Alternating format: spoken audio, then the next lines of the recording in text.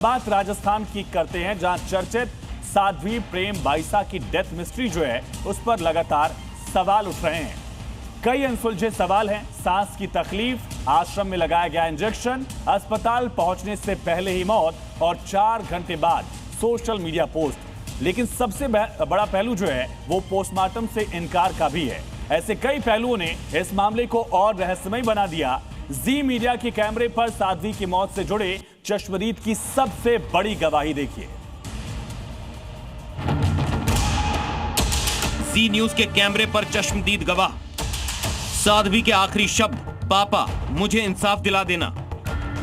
साध्वी प्रेम बाईसा की रहस्यमयी मौत को लेकर सवाल लगातार गहराते जा रहे हैं। यही है सेवा कुटीर आश्रम, वो जगह जहां साध्वी ने अपनी आखिरी सांस लेने से पहले के घंटे बिताए। आश्रम में मौजूद सुरेश, वो शख्स जिसने साध्वी की दिन भर सेवा की। सुरेश के मुताबिक इलाज के दौरान इंजेक्शन लगाया गया, लेकिन इंजेक्शन के कुछ ही देर बाद साध्वी अचानक जमीन पर गिर पड़ी। जी मीडिया के कैमरे पर चश्मदीद गवाह सुरेश ने क्या कहा, आप भी सुनिए।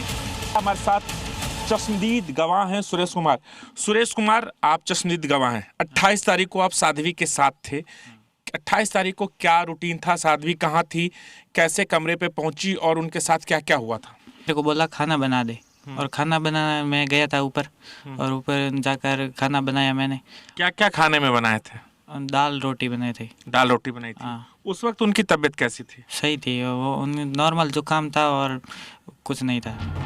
सुना आपने, सुरेश के मुताबिक साध्वी को सिर्फ खांसी और जुकाम था। उसके बाद आपने क्या बना के खिलाया? कुछ नहीं, बाद में काढ़ा बना के लिया था थोड़ा। काढ़ा भी दिया था? हाँ। आपने ही वो काढ़ा बनाया हाँ। था?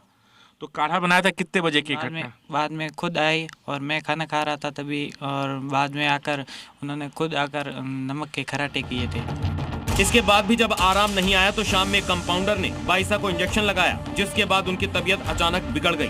लगभग 5 मिनट ही हुए नहीं थे। हाँ। बाद में छींके की बाईसा की छींक की आवाज़ आई 6-7, और बाद में मैं आया तो दौड़े दौड़े ऊपर से 3री मंजिल पर था। हाँ। दौड़ दौड़ कर आया तो तभी यहाँ गेट के बाहर बाईसा आकर नीचे गिर गए थे। इसके बाद साध्वी प्रेम बाईसा को उनके पिता गाड़ी में अस्पताल ले गए। गाड़ी में सुरेश भी सवार था।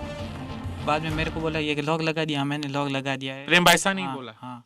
प्रेम बाईसा ने बोला कि घर का लॉक लगा दिया है। हाँ, लॉक लगा दिया। उस वक्त उनकी स्थिति सही थी? हाँ, स्थिति सही थी। अच्छा। आशापुराण सिटी यहाँ से लगभग 2 किलोमीटर है। यानी 2 किलोमीटर तक आगे बढ़े होंगे? हाँ, तो तभी बोला पिताजी मेरे को न्याय दिला देना, इतना बोलकर बाद में सांसें अटकने लग गई। वो सुना आपने, सुरेश के मुताबिक साध्वी प्रेम बाईसा के आखिरी शब्द थे, पिता मुझे न्याय दिला देना, और इसके बाद उनकी सांसें उखड़ने लगी। और साध्वी प्रेम बाईसा की मौत से जुड़ी बड़ी खबर है। प्रेम बाईसा के पिता ने गंभीर आरोप लगाए हैं। कहा कंपाउंडर जो है वो साजिश में शामिल हो सकते हैं। इंजेक्शन की बोतल वो साथ ले गया, साथ काम करने वाले भी साजिश में शामिल। ये बड़ा आरोप उनके पिता की तरफ से। सुनिए। पीरमनाथ जी, बहुत दुख हुआ इस इतनी कम उम्र में प्रेम बाईसा की मौत हुई। किसे जिम्मेदार मानते हैं आप? पहले तो पूज्य संतों को मेरा हाथ जोड़ के निवेदन, आप पर विश्वास है, सनातन पर विश्वास है, देश की जनता पर विश्वास है, मीडिया कर्मी आप सब उन बाईसा को न्याय दिलाएं।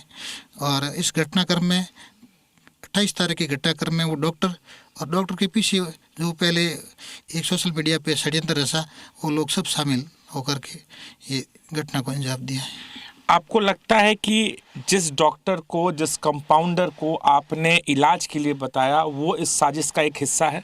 साजिश वो तो है ही। या तो उसके इंजेक्शन लगने के 30 सेकंड बाद ही उसकी हालत नाजुक होगी, और एक बार तो आश्रम में बोल पाई और फिर दौड़ते दौड़ते गेट तक गए, और फिर हम 2 लोगों ने उठा करके गाड़ी में बैठाया। रास्ते में एक बार ही बोली, पापा मुझे आखिरी न्याय दिलाना, बस मुझे विश्वास है मेरे जाने के बाद भी सही न्याय तो मिल जाएगा बस।